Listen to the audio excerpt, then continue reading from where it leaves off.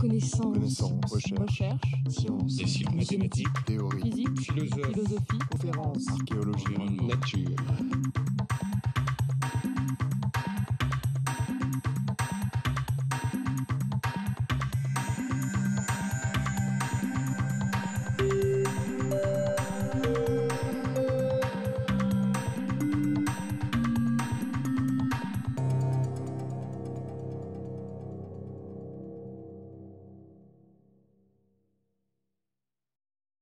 Je suis heureux d'accueillir aujourd'hui Laurence Tranois, Anne Bardot, que je vous présenterai en détail ultérieurement. Nous sommes donc à la 5e ou 6e, j'ai oublié, séance qui constitue une espèce de survol de l'histoire et de l'historiographie et de l'archéologie antique depuis une trentaine d'années. Nous abordons aujourd'hui le thème de la Gaule romaine. Finalement, on peut se rendre compte que les 7e, 6e, 5e siècles avant Jésus-Christ, c'est-à-dire le premier âge du fer, même s'ils ont eu de profondes avancées, n'ont pas fondamentalement différé de ce que l'on pouvait écrire il y a 20 ans. Dans le second âge du fer, tout a changé. On l'a vu la semaine dernière avec Mathieu Pou. Tous les problèmes de la romanisation, deuxième, avant, peut-être, tous les problèmes des rapports entre les grands peuples et le monde de Rome, les échanges diplomatiques, tout ça, on ne l'écrirait plus comme ça aujourd'hui. Alors, pour aborder la Gaule romaine, qui est si vaste, et c'est un sujet si difficile, j'ai choisi de distinguer un certain nombre de rubriques ou de chapitres. La semaine prochaine, nous parlerons de tous les problèmes d'ordre économique et commerciaux. Dans 15 jours, nous aborderons les sujets qui sont les sujets traditionnels, à savoir l'urbanisation, le monumental. Et dans un mois, pour finir, tous ceux qui relèvent de l'Antiquité tardive. Alors, je veux faire simplement, avant vous, une petite introduction, puisque pour la première fois, je me livre à cet exercice qui est à la fois très enthousiasmant, très compliqué et sans doute très fou, que représente l'égo-histoire. Donc, je me suis demandé qu'est-ce qui a compté quand moi, je me suis lancé dans ces études sur la Gaule. Qu'est-ce que j'ai lu et qu'est-ce qui m'a marqué? Et j'ai retenu 2 livres. D'abord, le premier, c'était l'histoire de la Gaule romaine, entre parenthèses, 120 avant Jésus-Christ, 451 après Jésus-Christ,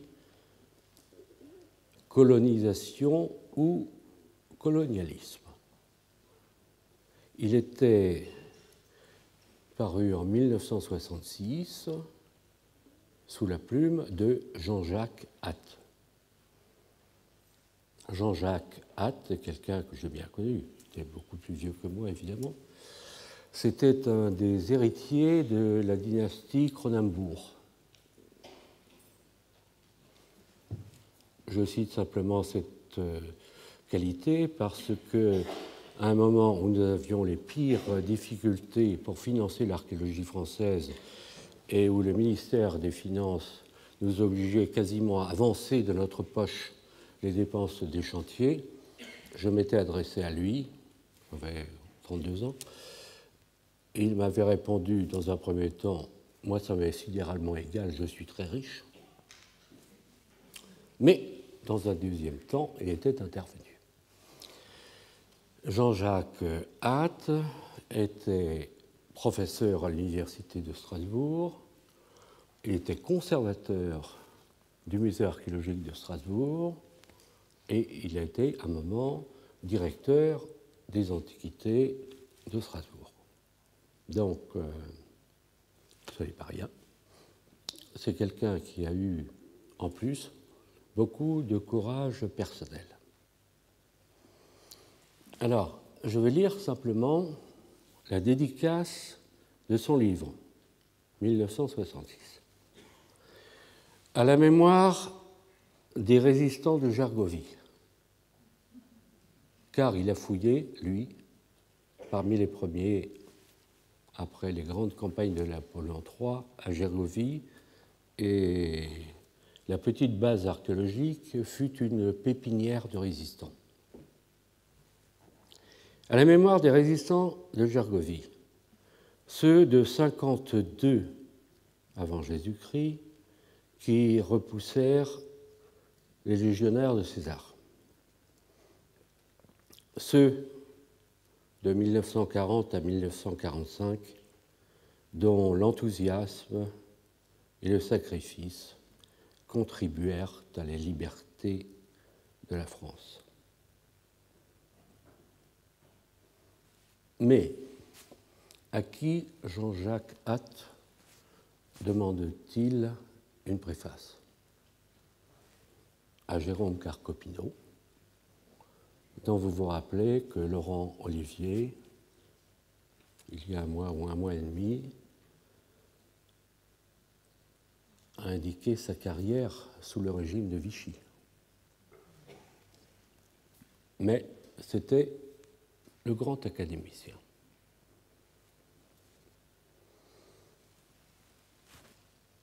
Dans sa préface, voici ce qu'écrivait Carcopino.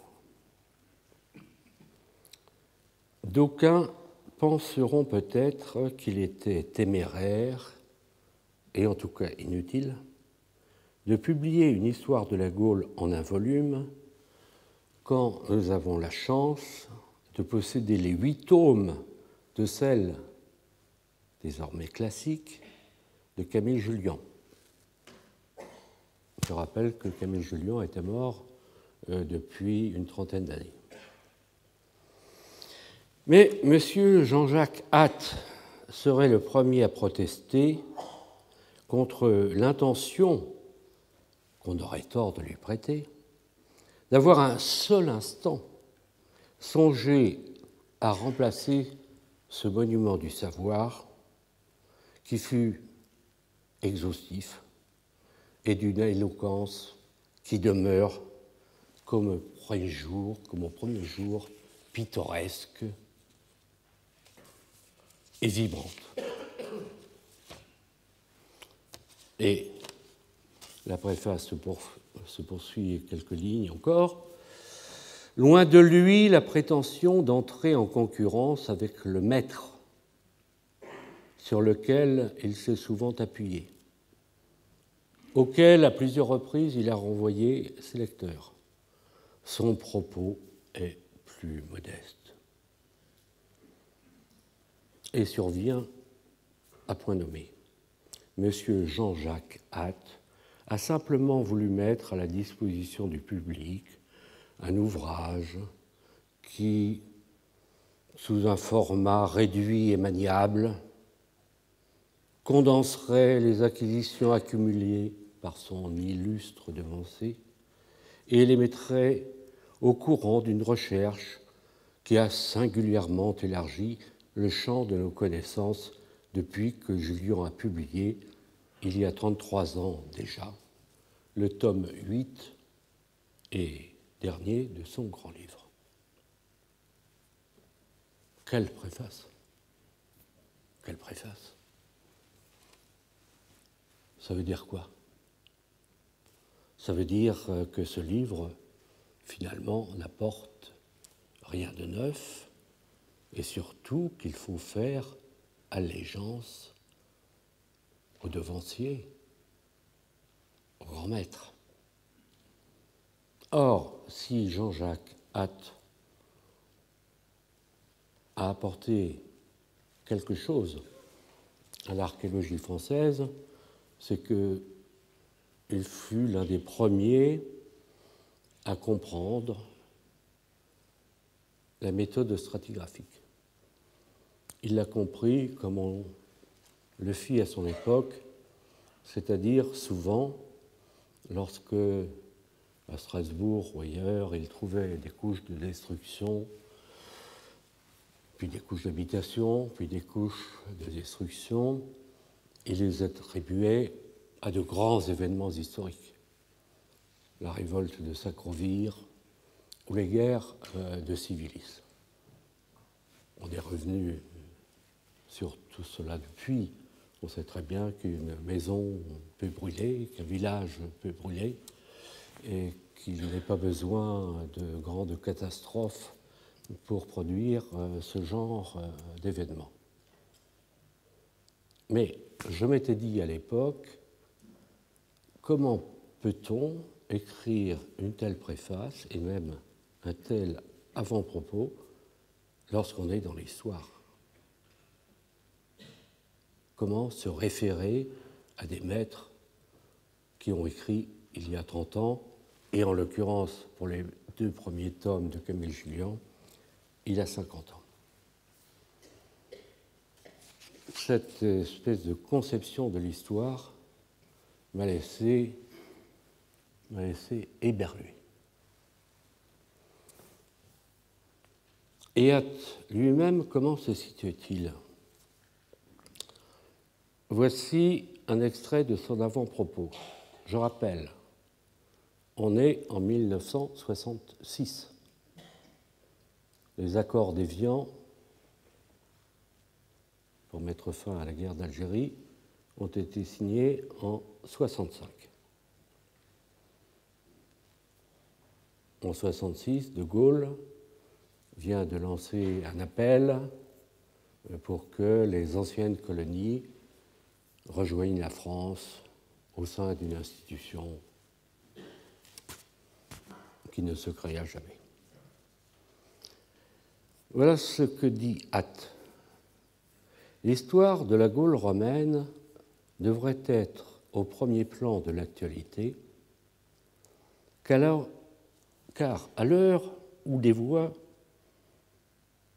dénoncent les méfaits du colonialisme, où les nations colonisatrices elles-mêmes s'effraient de leur impopularité, hésitent devant les examens de conscience et redoutent d'avoir à procéder à de brusques et désastreux inventaires, la Gaule romaine nous offre un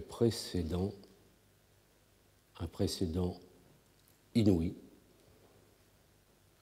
où une entreprise coloniale est réussie, dont le colonisé comme le colonisateur tire finalement le plus grand profit.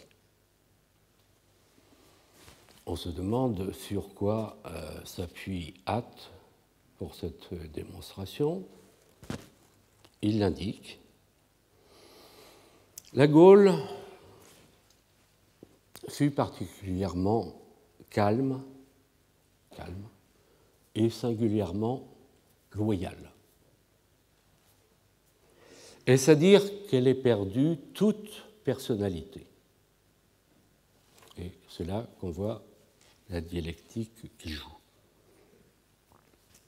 Si nous comparons les arts plastiques, la sculpture, dans 2 régions aussi proches et aussi apparentées de prime abord que la Gaule et l'Espagne romaine, nous serions frappés par un fait: il n'existe en Espagne romaine que 2 catégories de sculptures, les œuvres savantes, gréco-romaines d'inspiration comme de technique, qui sont en quelque sorte étrangères à la région, et les œuvres d'art populaire indigène, si maladroites, et d'une technique si sommaire qu'à peine mérite-t-elle le nom d'œuvre d'art. Au contraire, en Gaule romaine, une grande partie des sculptures de style régional attestent une originalité certaine et une technique fort habile. Si nous ajoutons à cette remarque d'autres observations, confirmant l'indéniable originalité de la province dans toutes les productions artisanales, dans l'art du bronzier, dans l'émaillerie, dans la meublotterie,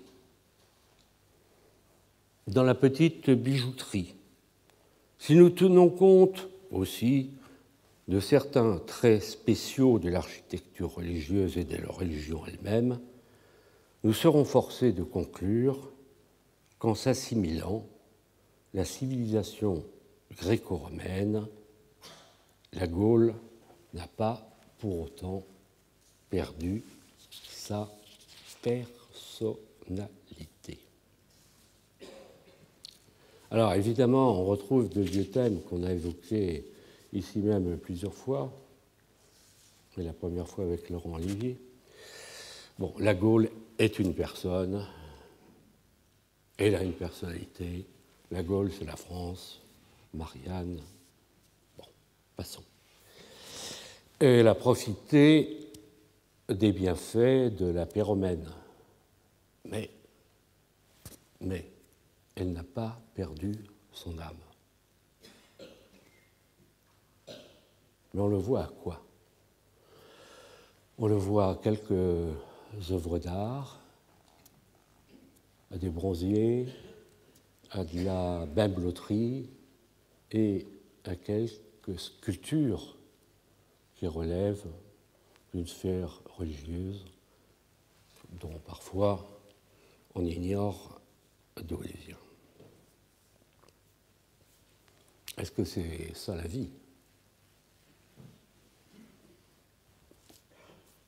C'est la question que nous nous posions à l'époque. Donc le poids de l'idéologie était évidemment tout à fait considérable, mais ce qui était frappant, c'était la distance entre ce genre de comportement, de réaction, d'écriture, aussi bien de la préface que du livre, par rapport à des courants historiques qui non seulement s'étaient fait jour, mais qui tenaient pratiquement le devant de la scène. Pensons tout simplement à l'école des Annales ou à certains types d'analyses socio-économiques. Vous savez bien que les courants furent nombreux à cette époque. Donc, ce fut mon premier étonnement. Le second fut causé par la lecture du premier tome d'une grande collection qui fut une collection très belle et qui s'appelait L'histoire de la France rurale. 1975. C'est Georges Duby, qui fut ici, comme vous le savez, et Armand Vallon, qui était inspecteur général de l'agriculture, qui dirigèrent. La première partie de cette collection était consacrée à l'Antiquité, et ce qui concernait la Gaule romaine fut confié à Marcel Leclès. Marcel Leclès, professeur à l'Université de Lyon, également directeur des antiquités historiques de la région, un type d'une culture admirable, qui pouvait vous réciter Ovide, comme ça, un soir. Quelqu'un d'excessivement fin, et auquel je tire un petit coup de chapeau. qu'est-ce qu'on trouvait dans la partie consacrée à la Gaule romaine? Il s'agit d'une histoire rurale. C'était le titre. Alors on voyait un chapitre sur les villae, c'est-à-dire les grandes bâtisses au cœur d'une propriété agricole. Il nous donnait la typologie, il nous donnait des plans, il nous donnait des décors, il montrait les rapports entre les villae en question et les voies romaines pour les facilités de transport. Il évoquait les rapports institutionnels entre ces villae de campagne et puis éventuellement des bourgades et les grandes cités des alentours. Et il parlait de la vie des grands propriétaires et des paysans. On avait bien un chapitre sur le fond indigène, qui montrait comment de cases de pierre sèche on était passé à ces merveilleux plans de type romain. On avait quelques observations sur l'outillage, quelques lignes sur la déforestation, et puis les vêtements qu'on portait dans les campagnes, les bijoux, les croyances.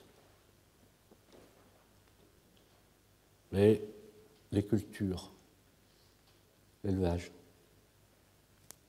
rien. Rien, sinon quelques lignes tirées des textes. Sur la vigne, c'était facile. Sur le chanvre et le lin, Pline en parle.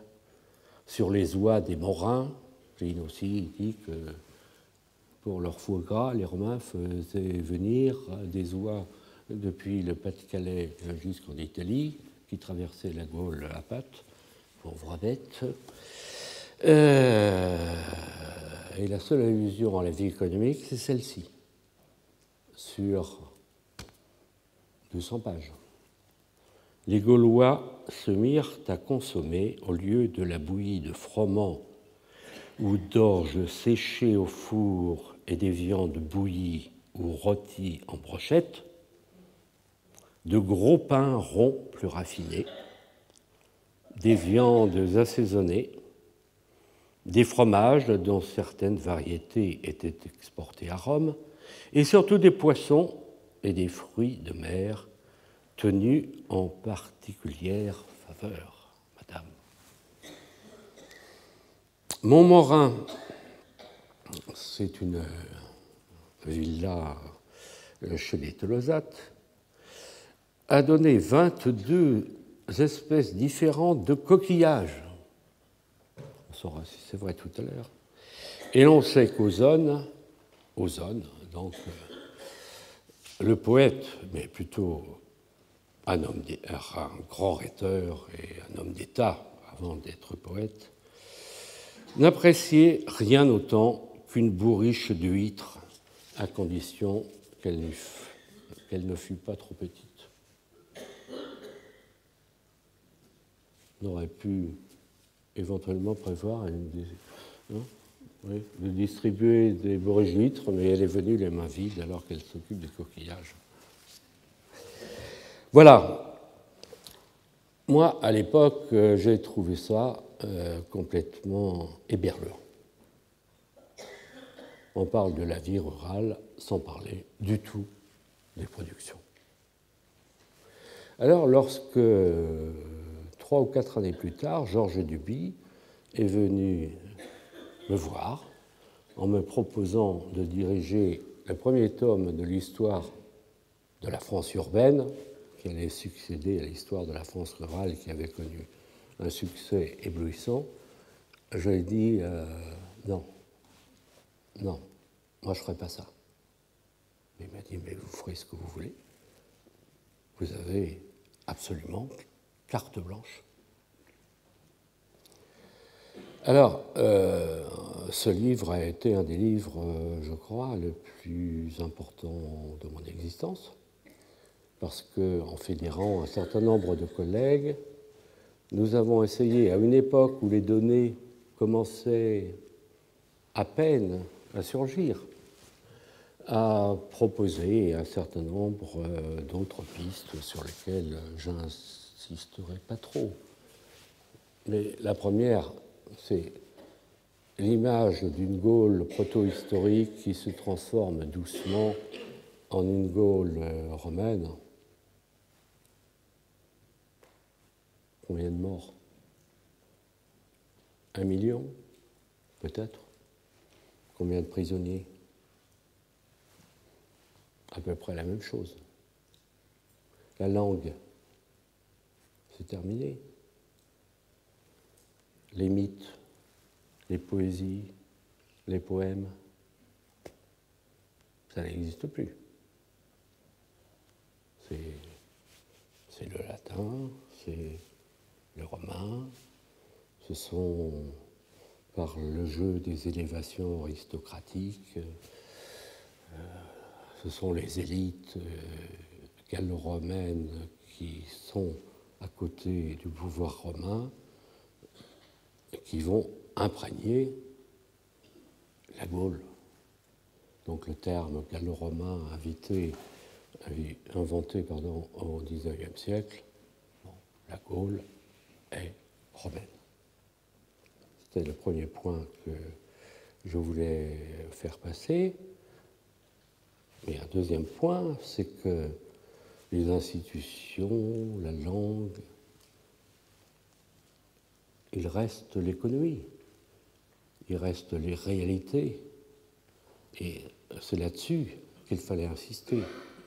Parce que jusqu'à présent, avec les textes, avec l'épigraphie, on ne s'occupait finalement que de l'écume des choses. Les événements, les grandes élévations de tel ou tel personnage. Il fallait tenter d'appréhender d'autres réalités. C'est pourquoi nous avons tenté à quelques-uns d'inventer, je dirais, pour la Gaule romaine, la même chose qui s'était inventée pour d'autres périodes de l'histoire, y compris un accompagnement scientifique, de laboratoire, de spécialistes, qui permettrait d'avoir une appréhension un petit peu différente.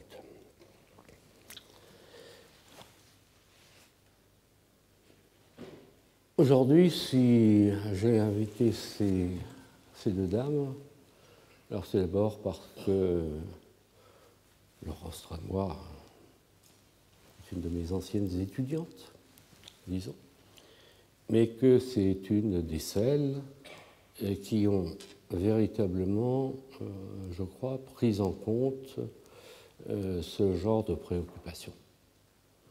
À savoir, quand on parle de la Gaule, qu'est-ce que ça veut dire? La Gaule, c'est pas seulement les Arvernes, c'est pas seulement les Éduins, il y a d'autres peuples, et puis il y a aussi la mer, il y a aussi l'océan, on peut chercher toutes sortes de choses, et les techniques d'aujourd'hui commencent à nous le permettre, et notamment les fouilles de sauvetage. Et comme Georges Duby m'avait dit à moi, je dis à Laurence, carte blanche. Merci. Vous direz ce que vous voulez. Et d'autre part, Anne Bardot représente ici quelque chose qui m'a tenu à cœur. J'avais fréquenté un petit peu l'archéozoologie par le biais de prohistoriens, etc. J'avais lancé, vraiment il y a très très très longtemps, puisqu'il a pris sa retraite avant moi, c'est vous dire, un paléo-archéologue qui s'appelait Philippe Collumeau.